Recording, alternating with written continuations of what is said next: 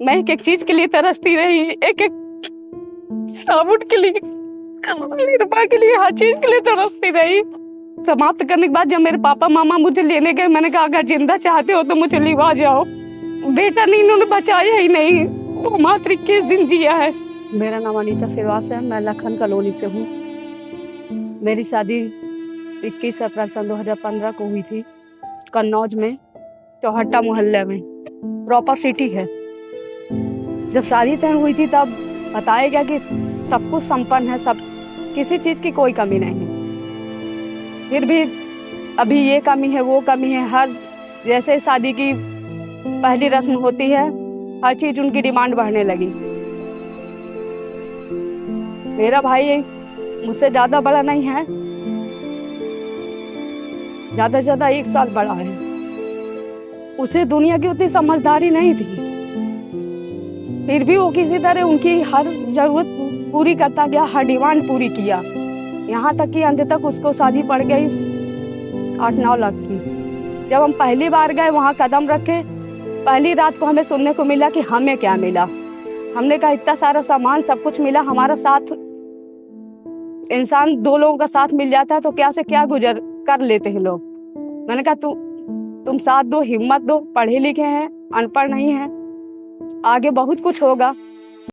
लेकिन नहीं, हमें पता नहीं था कि उसकी दुनिया कुछ और है। वो अपनी, उसके नाजायज संबंध उसकी भाभी के साथ है, वो हमारी दुनिया नहीं है। अभी जब मेरे पापा गए, एक बेटी देने के नाते उन्होंने कुछ नहीं बोला, सब कुछ सहते रहे, उनकी हर जिल्लत बर्दाश्त करते रहे। मेरे भाई ने सब कुछ त्रस्त होकर, एक भरोसे का नंबर चला था उसमें FIR कर दी। मैंने सोचा इसको सुधर जाएंगे, मैंने वो कंप्लेन वापस ले ली, क्योंकि मैं वही थी, सब लोग का दबाव था, प्रेशर था, सब लोग। जब वो वापस ले लिया, फिर इनके अत्याचार उसी तरह बढ़ते गए। मेरी बेटी का जन्म हुआ, मैं नहीं जानती कि परवरिश क्या होती है। जो मेरे पापा यहाँ से लेके जाते दे आते, वो भी ये लोग मेरी अरमाली का लाकर तोड़ डाला, सब कुछ तोड़ के सामान वस्तु में निकालते रहे, सब कुछ। मैं एक एक चीज के लिए तरसती रही, एक एक साबुन के लिए, निरमा के लिए, हर चीज के लिए तरसती रही।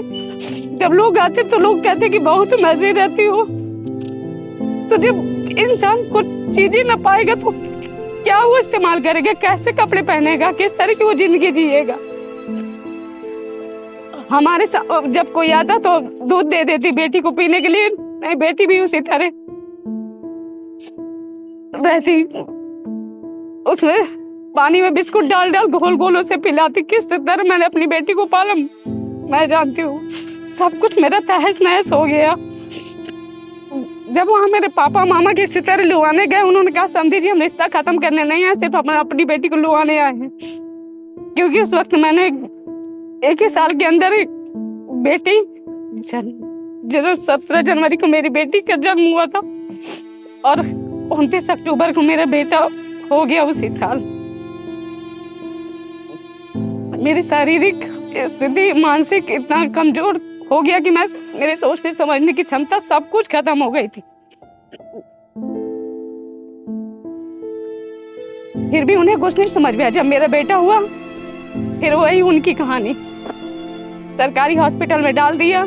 डॉक्टर बार बार उन्हें चेतावनी दे रही है, बेटे का स्वास्थ्य अच्छा नहीं है, आप ले जाइए कानपुर, रिफर कर रही हैं, लेकिन नहीं, हमेशा कहा जा रहा पैसे नहीं है। ये दिल्ली में था, इसको मैंने बुलाया, मैंने कहा जो भी मेरी माँ ने दहेज में सामान दिया है और जो भी सोना चांदी दिया है, कम से कम उसे बेच के बच्चे की दवाई तो करवाओ। समाप्त करने के बाद जब मेरे पापा मामा मुझे लेने गए, मैंने कहा अगर जिंदा चाहते हो तो मुझे लिवा जाओ। कोई दिन ऐसा नहीं किया जो मैंने अतरा के कहो तो बाबा को याद न किया हो कि बाबा मुझे अपनी शरण में बुला लो।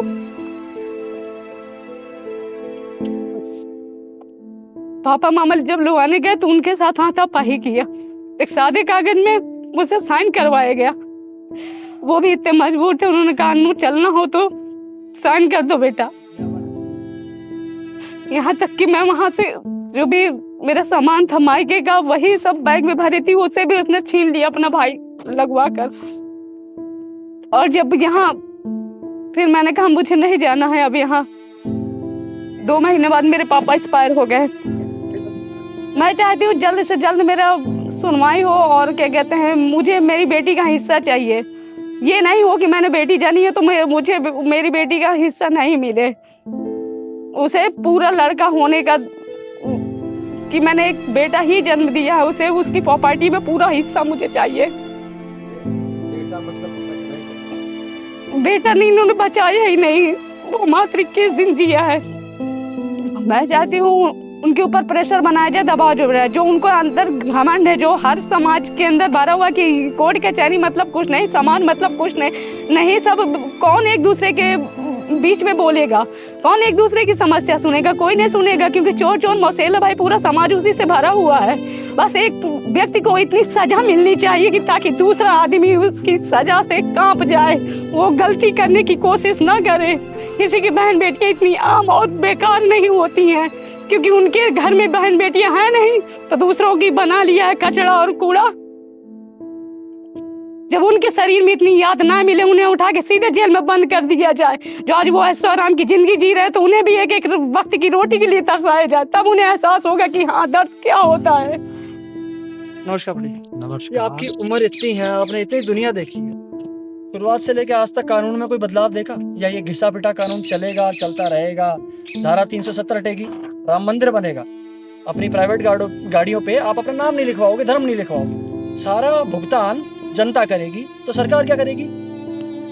नहीं, ये समस्या है, कुछ बदलाव हुए हैं, लेकिन उससे जो है आम पब्लिक को कोई बहुत बड़ी राहत नहीं मिली, और ये समस्या निरंतर खड़ी है, और समस्याएं कम नहीं हो रही, बढ़ती जा रही हैं। मेरा मानना एक है कि जो कुछ भी है वो करता तो इंसान ही है, अच्छा बुरा इंसान ही है, तो इंसान को कैसे अच्छा बनाया जाए तो शायद समस्याएं कम हो जाएं। तो मुझे तो एक पंक्ति याद आ रही है कि अब तो मजहब कोई ऐसा भी चलाया जाए, अब तो मजहब कोई ऐसा भी चलाया जाए जिसमें इंसान को इंसान बनाया जाए। क्या बात कही है पंडित जी ने। शायद हिंदुस्तान को अब एक ऐसे नेता की ही जरूरत है जो उत्तर प्रदेश का ना हो, दिल्ली का ना हो, जिसकी भाषा हिंदी ना हो, उर्दू ना हो, मलयाली ना हो, मराठी ना हो, जो खुद को सिर्फ एक भारतीय कहे। शायद तभी इस देश में आगे कुछ तरक्की होने के चांसेस हैं, क्योंकि जितने साल कांग्रेस ने खाए, अब बीजेपी की बारी है, और कल मरने की तो सबके गरीबों की है ही बारी। लॉकडाउन में मरो, भूखे मरो, घर से बाहर मत निकलो, मरो घर में मरो, सरकार मारेगी और तुम्हें गिनतियों में लेगी कि आज कोरोना से इतने मर गए। भूखमरी से कितने मरे सरकार बताने को तैयार नहीं होगी, तुम्हें मारेगी, घर में घुस के मारेगी। जब तक खड़े नहीं होगे, लोगों के लिए आवाज नहीं उठाओगे, दूसरों का कंधा नहीं बनोगे, ये आग तुम्हारे घर तक भी पहुंचेगी। ये मत सोचिएगा कि आज ये आग उत्तर प्रदेश में है, किसी पिछड़े वर्ग में है, गांव में है, तो ये आग दिल्ली पहुंचने में टाइम लगाएगी। ये गलतफहमी छोड़ दीजिएगा। अगर आज कंधे से कंधा मिलाकर साथ नहीं देते हो, तो आग तुम्हारे घर तक भी पहुंचने में समय नहीं लगेगा। तुम्हारे बच्चे भुगतेंगे अगर तुम लोग वो काम नहीं करते हो तो। ध्यान रखिएगा अपना, सावधान रहें, सतर्क रहें, मस्त रहें, और इनकी ऐसी तैसी करते हैं।